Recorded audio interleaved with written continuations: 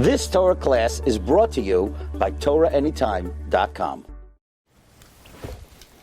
Okay, good morning everyone. Shalom Aleichem, Rucham Abam to Kollel Agra de Pirka nationwide. I hope everyone's doing well. This is our last Monday shiur before Chanukah, Haba Aleinu L'Tova. So that will be the subject of today's shiur, Chanukah, and a topic that relates to Chanukah as well as to our daily avodas Hashem in our lives in general. We're going to discuss today probably the second most well-known question about Chanukah, aside from the question of the Beis Yosef, of why Chanukah is 8 days. There's another very famous question, which is most connected and attributed to the Pnei Yehoshua, in Masechta Shabbos Chaf Aleph Amud Beis. But this question is asked by Reb Shlomo Kluger as well in the Chachmas Shloimeh on Shulchan Aruch. And the original source of this question is Shas Teshuvas Chacham Tzvi. Namely, we know that Ribono Shel Olam runs the world in a certain way, that he allows the world to be disguised through a method called Teva.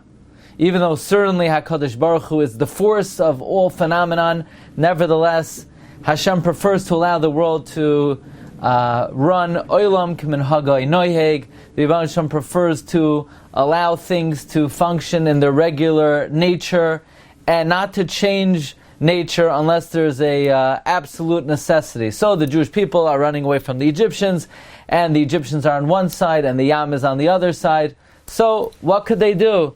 They have no choice, but Hashem has no choice. He has to split the sea. However, in general, the Ribono Shel Olam prefers to allow the world to run its regular course. Olam k'minhagoi noyeg. He doesn't like to reveal himself obviously, and therefore miracles are only performed if they're absolutely necessary. So, as the Pnei Yehoshua, we know that when they searched for oil, they only found enough oil to last for 1 day and miraculously last for 8 days. Why did Hashem have to make that miracle that the oil lasts for 8 days? So just use Tamei oil. So you say, Tamei oil? You're not allowed to use Tamei oil. Yeah, you can. When the majority of the Jewish people are Tamei, we say Tumah is permitted when the majority of the Tzibur is Tamei. So you say, okay, it's permitted, but maybe it's better to do it b'tahara. Says the Pnei Yehoshua, it would only be a hiddur to do it b'tahara if Tumah is hudcha b'tzibur. Hudcha means that when the majority of the tzibur is tamei, the isser of Tumah is pushed off. So if it's pushed off, it's still there, it's just pushed away, it's better to do it b'tahara. But we, says the Pnei Yehoshua, hold Tumah hutra b'tzibur. If Tumah is hutra b'tzibur, then we should apply. We should have used tamei oil. It's not even a hiddur to use tahar oil. So why would the Ribono Shel Olam have to make a miracle and allow the oil to last for 8 days when we have this principle Tumah hutra b'tzibur? And the Pnei Yehoshua says afilu hadure loy mahadrinan. It's not even a hiddur to use the oil b'tahara. Another question. So that's the question of Pnei Yehoshua, Reb Shlomo Kluger in the Chachmas Shloimeh, and Shas Teshuvas Chacham Tzvi. Another very important diuk. And I know this has been bothering you for a long time. You probably have not gotten sleep because of this discrepancy in the psukim. In Parsha Tetzaveh, when it talks about the carbon tamid that was brought upon the inauguration of the Mishkan, the pasuk says, Es hakeves ho'achad ta'asav aboiker. It says, Es hakeves ha'echad. And in Parshas Pinchas, when it speaks about the daily bringing of the carbon tamid, it says, Es hakeves echad ta'asav ha'boiker v'yesa hakeves hasheni ta'asav ben arbayim. Why in Parshas Tetzaveh does it say Es hakeves ha'echad? And in Parshas Pinchas it says hakeves echad, asks none other than the Brisker Rav in Chidushay Maran Hagriz stencil. That is the second question. And Reb Shlomo Kluger and Rabbi Yosef Engel, They both offer the following chidush to answer the question of the Pnei Yoshua, the Chacham Tzvi. This would also be an answer to Parshas Tetzaveh's discrepancy from Parshas Pinchas, and it would give us a new understanding in a few other areas of the Torah. In Parshas Shmini, when Nadav Avihu brought Eish Zara Asher Lo Tziva Hashem, so a fire came down and it consumed their neshama, and they passed away. Now their bodies are laying there dead in the Mishkan, and Moshe Rabbeinu calls Mishael, and Mishael drags them out, and Mishael takes them out. Asks Tosfos in the Das Academy, Tosfos, what do we need Mishael for? Why didn't Elazar and Isamar just go in and carry out the bodies? That is the question of Tosfos. Says Tosfos, quoting the Sifri in the Torah's Kohanim, you know why Elazar and Isamar didn't go in? Mikan she'ein kohanim metamin l'meisim, because they're kohanim and they can't go in and be metame to a mess. Of course they can't go in. They're kohanim. From here we see kohanim cannot be metame. Frek Tosfos, from here we see, from this story we see, there's a pasuk in Chumash, l'nefesh le'itama me'amav. Why do I need to learn from the fact that Elazar and Isamar didn't go in to be metame to Nadav Avihu, that kohanim can't be metame? I don't need to learn it from a story. It's a pasuk in the Chumash. Furthermore, what do you mean they can't go in because they're kohanim? They're a kohen hedyot. A kohen hedyot is allowed to be metame to the 7 closest relatives. Says Tosfos, this is what the Sifri means. You know what it means? From here we see kohanim are now to be metame l'meisim. Avada and avada. We have a pasuk in Chumash, kohanim can't be metame l'meisim. And avada, kohanim are allowed to be metame to the Sheva Kroivim. What the Torah's kohanim means, from here we see that on the day of the inauguration of kohanim, they have a din of a kohen gadol and they're not allowed to be metame. That's what the Sifri means. Not that we learn from here kohanim are not allowed to be metame. From here we learn that on the day of their inauguration, the kohanim can't be metame because this is a special day. This is their chinuch. This is yom mashchasam. Furthermore, Tosfos quotes a Risha in the Bechar Shar, that on the pasuk Roshechem al Tifra'u, that Moshe tells them, do not let your hair grow long. That even though kohanim hedyotim are not warned about letting their hair grow long for their 7 relatives, however, on the day of their inauguration, it's different, and they cannot let their hair grow long. So from here we see a very important principle, that even though there may be certain leniencies that it's permitted to rely on. For instance, a kohen is allowed to be metame to the Shiva Kroivim. In fact, kohanim may be commanded to be metame to the Shiva Kroivim. Nevertheless, on the day of their inauguration, the beginning, they have a special status, and therefore they can't rely on any leniencies. Let me show you another example of this. The Bnei Yisrael went into Eretz Yisrael after wandering 40 years in the Midbar. They went in the day after Pesach, and they wanted to eat the new grain. But they couldn't eat the new grain because you're not allowed to eat the chadash, the new grain, until you're makriv the karban omer. So the Gemara asks, what are you makriv the karban omer from? From kitzir artzachem, from the grain that grew in your land. The problem is, this grain did not grow in the land of the Jewish people because it was the land of the Canaanim. So this grain grew in someone else's land. So the Gemara asks in Rosh Hashanah, Daf Yud Gimel, Mehechan hakrivuhu, from where did the Jewish people, from where were they makriv the karban omer? The Ran, what do you mean from where were they makriv the karban omer? Maybe they were makriv the karban omer from the grain of the Ever LaYarden of the Bnei Gad and the Bnei Ruvain. Because that's also considered Eretz Yisrael. I'll give you an example. It says that Moshe Rabbeinu wanted to go into Eretz Yisrael. Why? Not to eat the fruits, but to be mekayim mitzvahs hatluyos ba'aretz. Asks Rabbi Yaakov Kamenetsky, what do you mean? Why didn't the Chazal say Moshe wanted to go into Eretz Yisrael to mekayim the mitzvah of Yishuv Eretz Yisrael? Says Rabbi Yaakov, and other Achronim say this as well. Yishuv Eretz Yisrael, Moshe was Mekayim already by living in the area of the Bnei Gad and Bnei Ruvain. So the mitzvah of Yishuv Eretz Yisrael, Moshe Rabbeinu already fulfilled. He wanted to go into Eretz Yisrael to Mekayim mitzvahs hatluyos ba'aretz.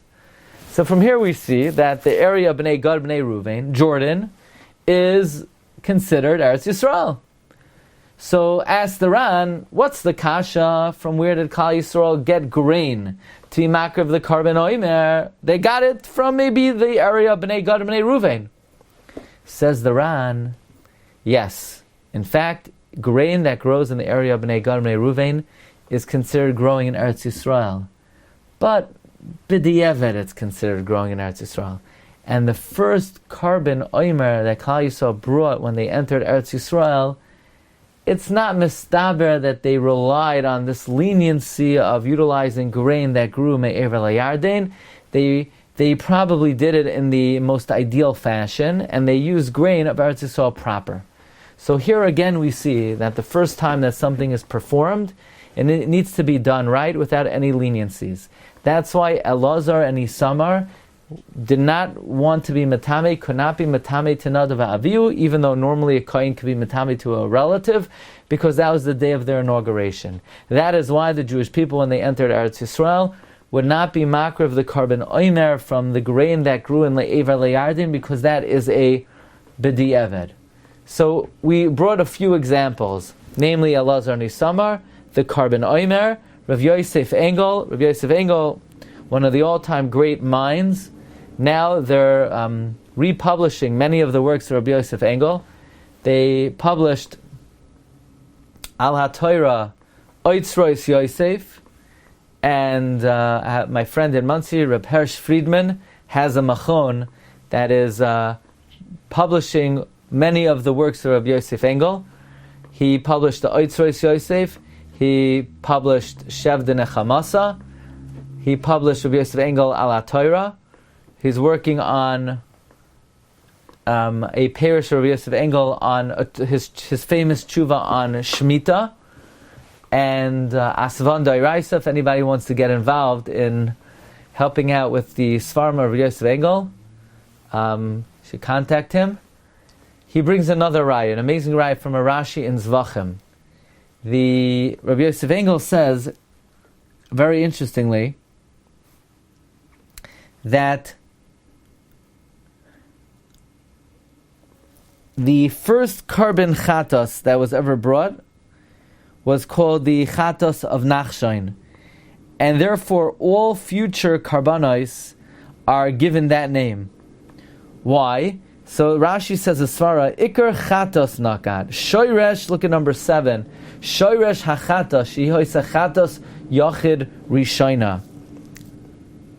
So again we see, Rabbi Yosef Engel explains, the reason why the first time something is performed, it has to be done on a higher level, is because the first time something is performed, it's the root of everything. Everything that comes later is based on the original act, is based and meyusad on the beginning. And therefore all chatois are called chatois nachshain, because that was the first chatos ever brought. And again, we see that the beginning of something is considered the most important time and the root of everything.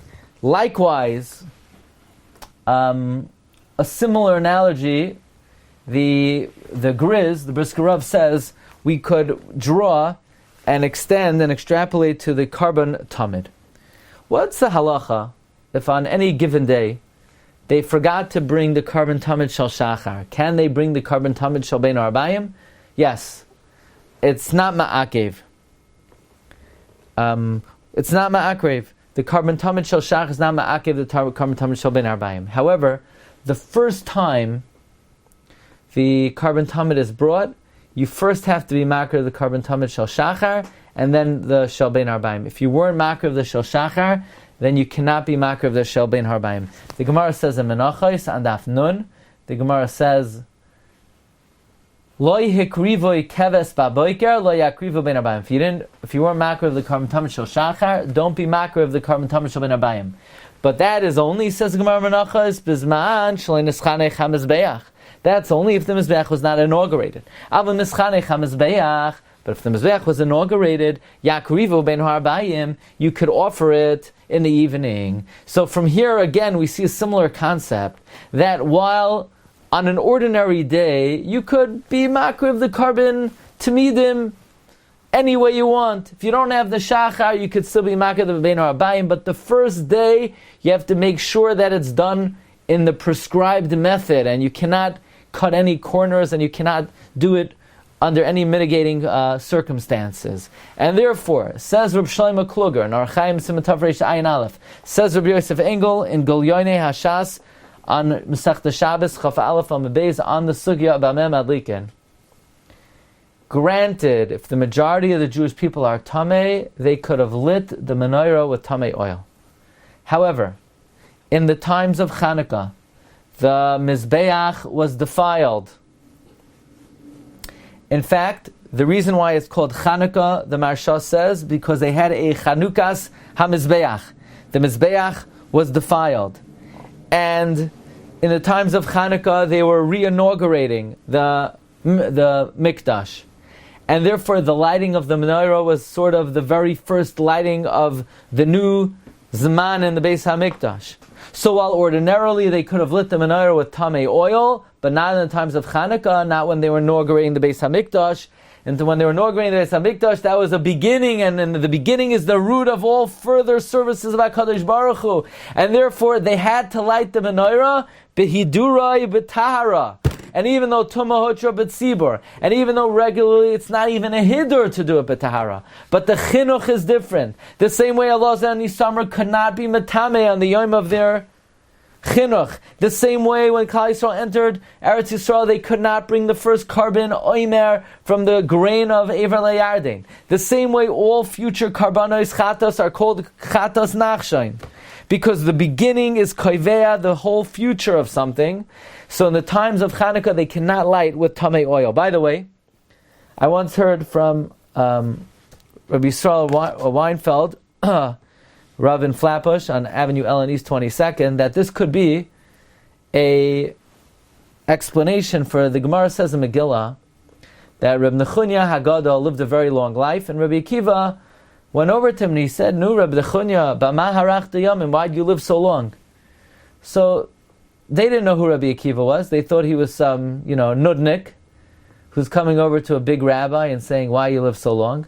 So they wanted to smack Rabbi Akiva. So the policemen of the Exilarch, they chased Rabbi Akiva. So Rabbi Akiva ran up a date palm, and Rabbi Akiva wanted to show himself that he is not an Am Haaretz, that he's a Talmid Chacham. So he called down from the top of the tree, "If it says keves, why does it say echad?" I mean, is that really the best way that Rabbi Akiva could show he's a Talmid Chacham? What was Rabbi Akiva demonstrating with this question? If it says keves, why does it say echad? And Rabbi Weinfeld suggested Rabbi Akiva was asking and pointing out this ha'ara of the Brisker Rav, of why in Tetzaveh it says ha'echad, and in Pinchas it just says echad. And that's how Rabbi Akiva showed himself as a Talmid Chacham. So bottom line is, Rabbi Isai, we've given 5 examples of, in the beginning of something, you got to do it right, and you can't cut corners, and you can't try to look for leniencies. Number 1, the miracle of Chanukah. Why was Chanukah necessary? It was necessary because it was the beginning, and the beginnings have to be done b'tahara. Number 2, why couldn't Elazar and Isamra be metame to Nadav Avihu? Because it was the chinuch of their selves as kohanim. Number 3, why couldn't Klal Yisrael bring the carbon oimer from the produce of Ever Layardin? The reason is because they were. The reason is because that was the first inaugural offering of the carbon oimer, and it had to be done correctly. That is why, number 4, Rabbi Yosef Engel says all karbanos chatos are named after the first carbon chatos. And that is why the first time, regarding the carbon tamid of the chinuch of the Mizbeach, it says es hakeves ha-echad. So this seems to be a very well-documented concept in Lamdus, that beginnings, Chinuch, the start, has to be done in the proper way without relying on any leniencies. However, it comes with Tzvi Pesach Frank, and Reb Tzvi Pesach Frank sort of dismisses this concept, and he argues that there is no source that beginnings and Chinuch have to be any better and not rely on kulas than any other time. And Reb Tzvi Pesach Frank in the Mikroi Kodesh on Chanukah, page Yud Aleph. By the way, the Mikroi Kodesh was put together by Reb Tzvi Pesach Frank's son-in-law, Rabbi Yosef Kohen. Rabbi Yosef Kohen is the father of the current Rosh Yeshiva of Chevron, Rav David Kohen. And I had this chus when I was learning in Eretz Yisrael to hear a shiur from Rabbi Yosef Kohen, who, by the way, was on the Bezdin together with Rabbi Yashiv. And he brings a question that a gadol asked him, that why don't we bring karbanos b'zman hazeh? So some say, we don't bring karbanos b'zman hazeh because we're all tamei mesim. So some say, what do you mean we're all tamei mesim? But tumah hutra b'tzibur, so we should bring karbanos. So this gadol said, tumah hutra b'tzibur, but if you're going to start bringing karbanos, that's the chinuch of the inauguration of the karbanos on the mizbeach. And you can't rely on tumah hutra b'tzibur to be mechanech the mizbeach. That's what this gadol wanted to say. Meaning many challenged, we should start bringing karbanos b'zman hazeh because tumah hutra b'tzibur. So this gadol wanted to say that to bring karbanos, we'd be inaugurating the service of the mizbeach, and we cannot do that because you can't use tumah hutra b'tzibur in the beginning. Says Tzvi Pesach Frank, this is incorrect. You are allowed to use tumah hutra b'tzibur in beginnings. The entire shiur of Agra de Pirka, the national shiur at 1140, the whole Yesod is wrong. And not that it's a waste of time that you came. Definitely it was worthwhile that you were here for the first 20 minutes. He just dismisses everything we just learned today based on two sources. Number one, Tosfos Masechta Taanis.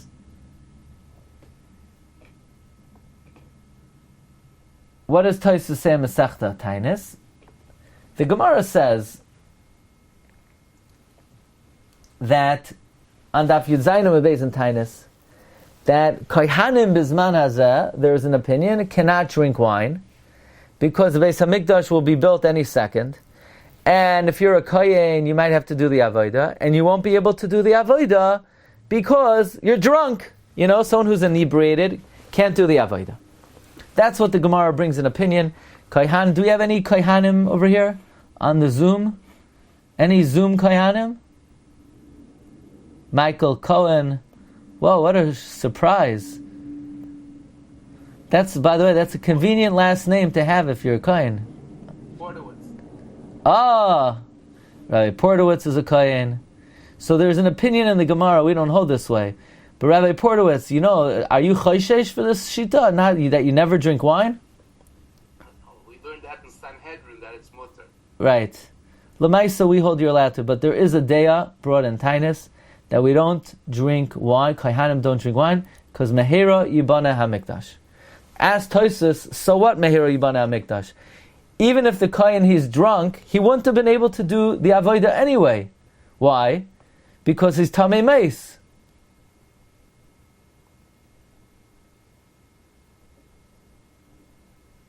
Says Tosfos, Tamei Meis, but Tumah Hutra B'tzibur.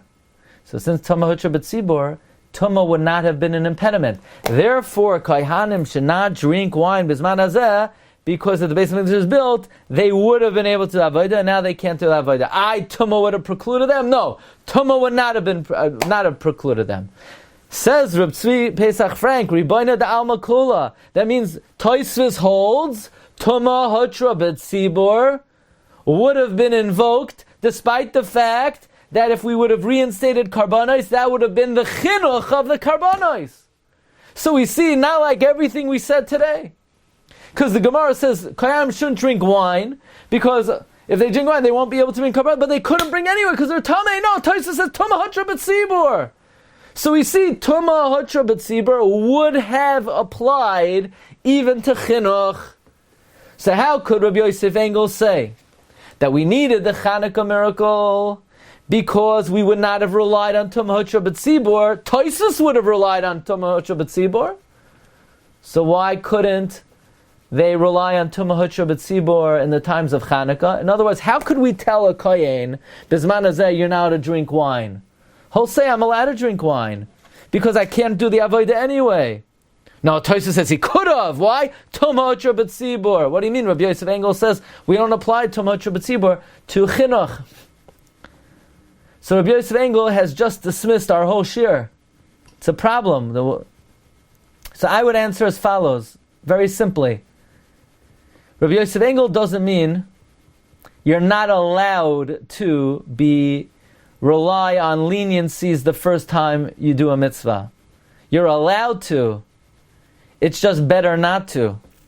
Like the Ran says. The Ran says it's not mistaber that Klal Yisrael, the first time their makriv, the carbon oimer, would bring from the grain of Ever LeYarden. The Ran doesn't say it's osur. The Ran says it's not probable that they would rely on such a kula. So it's not that it's osur to. It could be Rabbi Yosef Engel is not saying it's osur to. It's just better not to.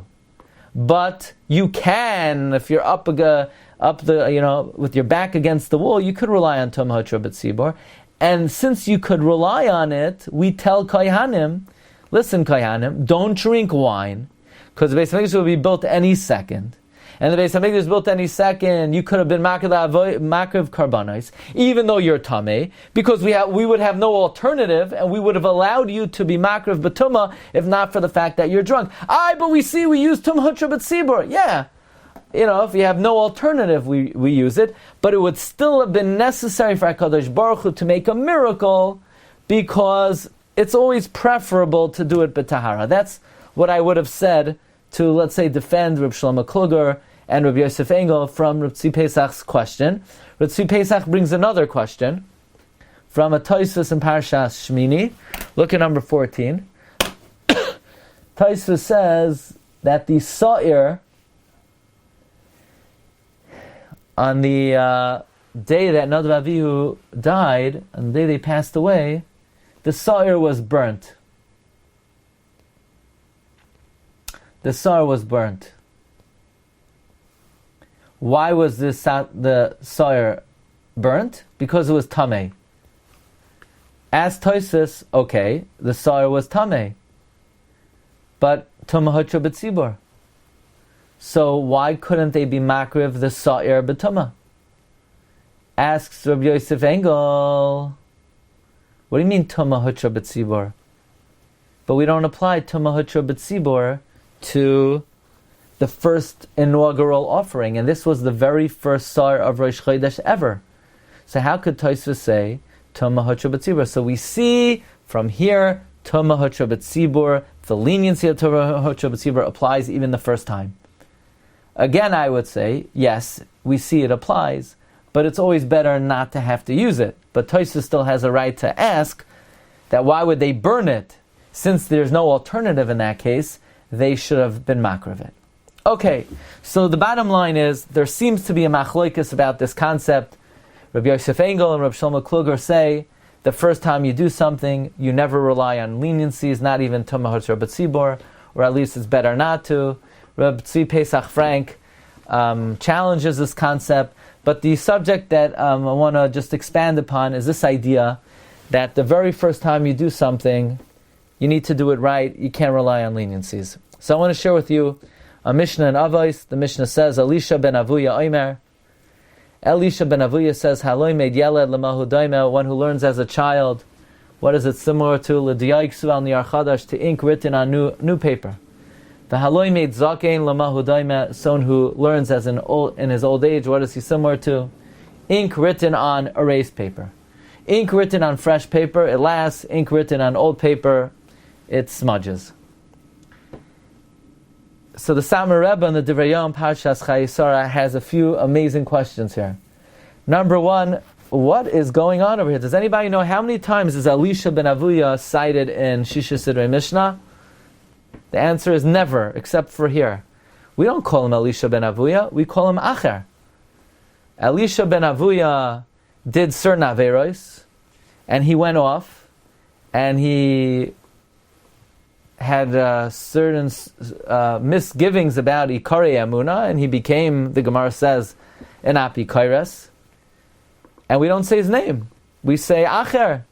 Even when Reb Meir learned from him, Hashem wasn't happy at first. Hashem would not say over Torah from Reb Meir because he was learning from Acher until he was defended. He only took the inner shell and he threw away the klipa. So why are we quoting Elisha ben Avuya? Say Acher! Or the Samar Rebbe says, say nobody, like Rebbe often codifies in Mishnayos. He just brings an opinion and he doesn't say who it's from. And furthermore, in Avos Reb Nosson, we have the exact same statement from Rabbi Lezer ben Yaakov. So we have many possibilities here. But none of them should be quoting Elisha ben Avuya. We never quote Elisha ben Avuya. Nowhere in Shas is his name mentioned. So either say Haloi made Yeled without the Bala Memra, or quote Rabbi Lezer ben Yaakov like in Avos Reb Nosson, or say Acher Omer. And the Samar Rebbe says an amazing approach. What did Elisha ben Avuya do wrong? The Gemara brings various critiques of Elisha ben Avuya. Either he had Sifrei Minim that he brought with him, or he sang Zemra Yevani. Different things that Elisha ben Avuya did wrong. Ultimately, he was Mechal Shabbos, and he was a kofer.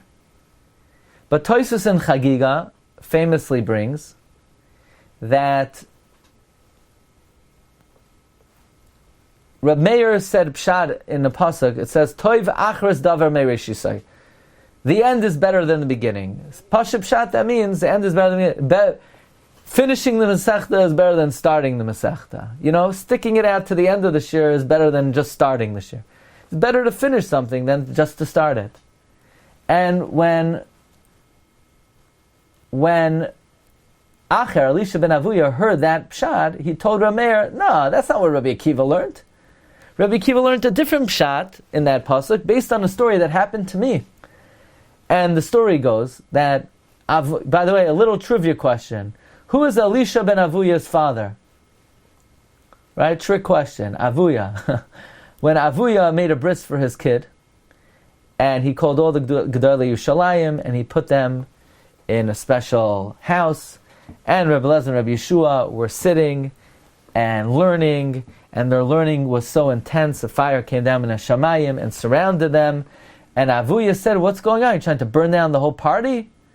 And they said, no, Chas v'shalom, we became so immersed in our learning became so joyous, smeichim k'nesinasan misinai.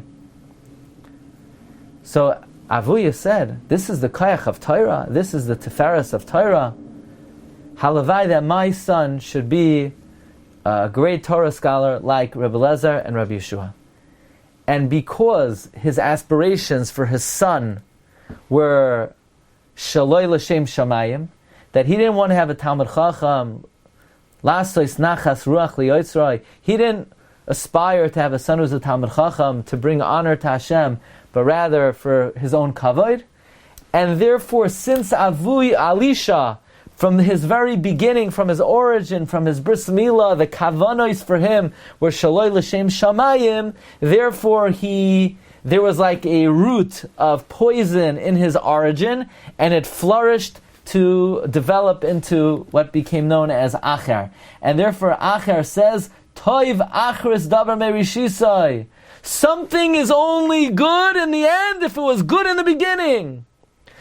Something will only be good in the end if it was good in the beginning, but if there was some seed of poison, of improper motive, if there was a shaloi l'shem shamayim in the shoyresh, it will produce flowers of roish v'la'ana.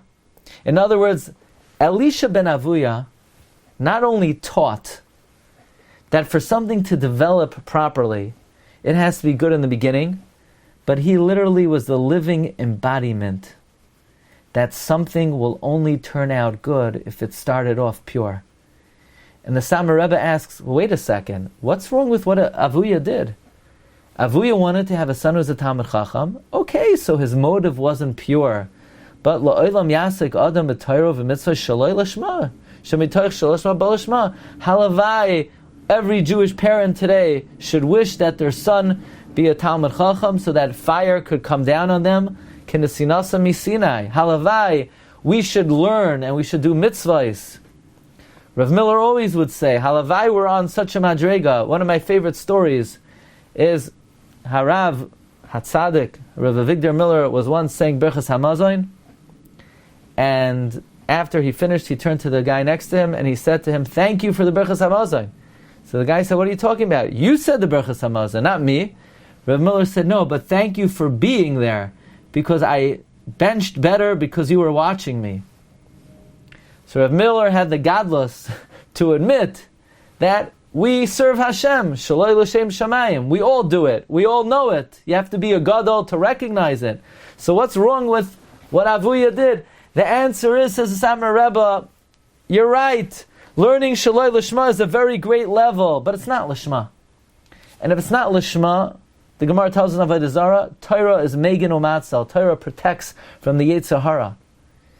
Only Torah L'Shma can offer such protection. Now, since this was the very origin of Elisha's life, for him to develop without being subject to the instigation of the Yetzer Hara, his father had to ensure that his aspiration for him was completely L'Shem Shamayim. And because it wasn't L'Shem Shamayim, he did not offer his son the protection of Torah L'Shma, and therefore Elisha was now subject to the Kitrugim and the Hassasa of the Yetzer Hara. The bottom line is, Elisha ben Avuya didn't just teach that you need to start things off pure for it to end off good. He was the living embodiment of this teaching. And therefore, says the Samar Rebbe, even though and throughout Shas, we won't dare say the name Elisha ben Avuya, because that's not a name that we say. But when it comes to this specific teaching, that in order for Torah to be preserved on the heart and the mind, on the soul of a Jew, you need to have started to learn young. In other words, the teaching of Toiv Achris Davar Meirei Shisai, it's not enough just to say it. It's not enough to quote Acher. We need to cite the living embodiment of this teaching, namely, Elisha ben Avuya Omer, Haloi Meid Yeled Lamahu Doimer, because Elisha ben Avuya was the personification of this ideal.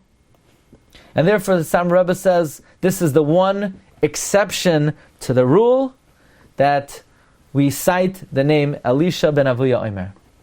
And this is what happened in the time of Chanukah. Chanukah was the inauguration of the Mizbeach. By the way, we have this custom. The custom is Minhag Yisrael Torah, that we take these round items, and even though they're loaded with sugar and with oil, and they Chas v'shalom pose sakanas nefashos to anyone who ingests them, but what can we do? Minhag Yisrael Torah is we are moiser nefesh al kiddush Hashem to eat jelly donuts, despite all the health hazards they provide. But like all Jewish practices, we risk our lives to perform them. So my father taught me a very important rule about them. Ein lanu reshus lehishtamesh bahem ela leroisam bilvad. Okay, whether you like that rule or not, I'll let you decide. By the way, what's the reason for the minhag? Shlomo Zalman says because on Chanukah the Mizbeach was inaugurated. So since the Mizbeach was inaugurated, so if we would merely wash and bench, there's no tefillah for the establishment, for the rebuilding of the Mizbeach. But now that we eat jelly donuts, now we can make an alamichya, and we could daven, v'al mizbachecha, v'al heichalecha, we could be mispalel for the restoration of the Mizbeach. The Maharsha says that's why it's called Chanukah, that they inaugurated the Mizbeach. So since Chanukah was inauguration, therefore we cannot rely on leniencies. Now I just want to share with you how this ideal is relevant to every day of our life. Every day we get up in the morning and we wash Netilas Yadayim. And the Rashba says, why do we wash Netilas Yadayim in the morning? We're not eating bread. Because we're like Kohanim, who inaugurate their service of Hashem by the washing of their hands from the Kiyar. That means that if when we wake up in the morning, we're inaugurating our Avodas Hashem, we want to start off the day in the right way. Because we don't want to rely on any leniencies, we don't want to rely on any kulais, because whatever we do during the day will be latent in the beginning. And therefore the Shlach HaKadosh tells us that when a person gets out of bed in the morning, don't get involved in anything. Don't speak to anybody. When you get out of bed, don't say, hey, why'd you leave the window open last night? Don't talk to anybody. You wash your hands. Your first thought should be about HaKadosh Baruch Hu.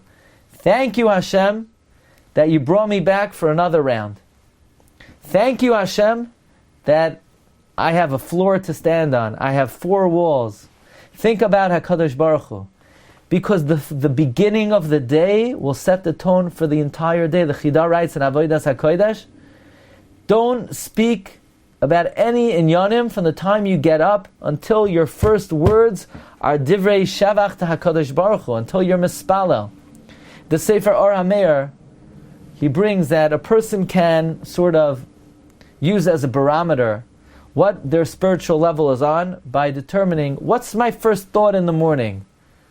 Is my first thought in the morning, oh no, that guy who I have tinus on, or how am I going to invest my assets? So if the first thing that pops into a person's mind is his business, so that is telling about a person's identity. However, one should train themselves that their first thought should be about Avodas Hashem. How am I going to serve HaKadosh Baruch Hu today? How am I going to be grateful to HaKadosh Baruch Hu today? And when one is able to develop that their first thoughts in the morning are the Sheish Mitzvahs Tamidiyos, gratitude to HaKadosh Baruch Hu, that is a mark of identity of who a person is. I saw in the Sefer Piskei Tshuvos, he says the first thing you look at in the morning should be the mezuzah. You want to offer your first thought to HaKadosh Baruch Hu, your first words to HaKadosh Baruch Hu, your first glance to HaKadosh Baruch Hu. The Bnei Yissaschar, in a number of his Sfarim, in the Agra de Pirka, not to be confused with the Shir Agra de Pirka, in Remez Reishei, as well as in Sefer Derech Pikudecha, he quotes a drush on the pasuk, Kadesh li chal bechar, sanctify for me all your beginnings. One should sanctify all his beginnings to HaKadosh Baruch Hu. You wake up in the morning, the first thought should be, thank you Hashem, I'm back here in this world. Not everybody wakes up in the morning. Thank you Hashem for another opportunity. Thank you HaKadosh Baruch Hu, I have clothing awaiting me. Thank you Hashem, I remember how to get dressed in the morning. Some people don't remember how to do it. Thank you Hashem, I remember how to get to shul. There are people, they get up and they get lost because they don't know where they're going. They don't remember where to go. The first thought, the first glance, the first activity, the first conversation, Kadesh li kol bechar, Peter kol rechem, all Ramach Eivarim, one should dedicate that the beginnings of should be HaKadosh Baruch Hu, Reishis Arisoiseichem Chala Tarimu Seruma. The Bnei Yissaschar says to dedicate the very beginnings to HaKadosh Baruch Hu. Furthermore, the Reb Chaim Volozhiner writes in the Keser Rosh, he writes a skula. Okay, so for all you skula lovers out there, check out this one. He says this one is tried and tested. It's davar menusa. That when a person gets up in the morning and he's makabel the yoke of Torah, genuinely, belev shalem, and he makes up in his mind, he's not going to pay attention to anything that pulls him away from Hashem. Then min hashamayim, they will remove all impediments, and he will be matzliach that day in Torah, in accordance, commensurate with the power and the strength of one's Kabbalah, be mekabel ol machshmayim, as first thing in the morning. To that extent, one will be successful in his Torah v'avodah. It's all dependent on that original Kabbalah in the morning. And therefore, I heard of a beautiful Kabbalah one should make in the morning. I heard this from Pinchas Friedman, the Shvilei Pinchas. He told this to me personally, that if one is makabel, not to look at their phone in the morning, not message, not text, not email, not phone call, not WhatsApp, or whatever farshidina modes of communication you use. Not until after the tefillah, then it's a segula, you'll see good things on your phone. But the point is, you want to dedicate, some people, maybe they have a medical emergency, speak to your personal Moira Derech. It's a very good practice to dedicate the very beginning of the day only to HaKadosh Baruch Hu.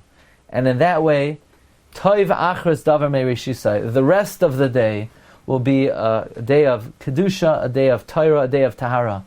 Many years ago, I think this goes back about 20 years ago, in Yeshiva Chafetz Chaim by the Chanukah Chagiga, I heard a shmooze from Rav Erlinger, Rosh Yeshiva, the Mary Yeshiva, son-in-law Rav Volba, something he heard from Rav Volba, that the Gemara says in Masechta Sukkah, when a kid knows how to speak, the father teaches Torah, Kriya Shema, Torah Tzivalanu Moshe, and the Gemara says very harsh words.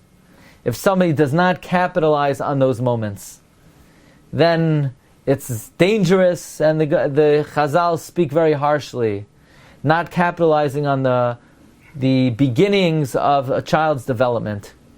And I remember Rav Erlinger said from Rav Volba, the point of this Gemara is not to make somebody feel guilty if they didn't take advantage of it, but the Gemara is uncovering and revealing to us the great power of the beginning. That everything that will ultimately develop is latent in its haschala of Toiv Achris Davar Me'Rishisai. Haloi made Yeled Lamahu Doimeh L'Diyai HaKosra Al Niyar Chadash. A person's origins will set the tone for the rest of their life. And of course, everyone has free choice. And there have been many very great people that maybe they didn't start off on the right foot, and they became Baalei Tshuva and Sadiqim. However, you want to give yourself the best opportunity, and you want to put yourself on the best track. And by starting things off in the right way, without relying on leniencies, that's why it's so important not to make any compromises in the chinuch of one's children and grandchildren, because that sets the tone for their whole life. That will determine the rest of their existence. And that's the limud of Chanukah. That Eina Chanami, Rabbi Yosef Engel says, we could have used Tamei oil and Tumas Hutra B'tzibor, but that was the Chanukah, that was the inauguration. And the beginnings have to be done in the proper way, in the proper mode, without relying on leniencies, without relying on kulos. And if we take advantage that our haschalos are b'kedusha v'tahara and we're mekayim, kadesh li kol b'char, then we'll be zoicha toiv achris davar me'Rishisai. Okay, thank everybody for listening. Appreciate everybody joining. If anybody wants to get this shiur is written up in our humble sefer. It's called The Light and the Splendor, published by ArtScroll. It's available 20% off on the ArtScroll site.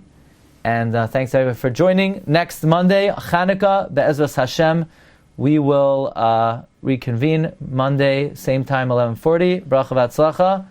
Have a good week and a freilichen Chanukah. Shkayach.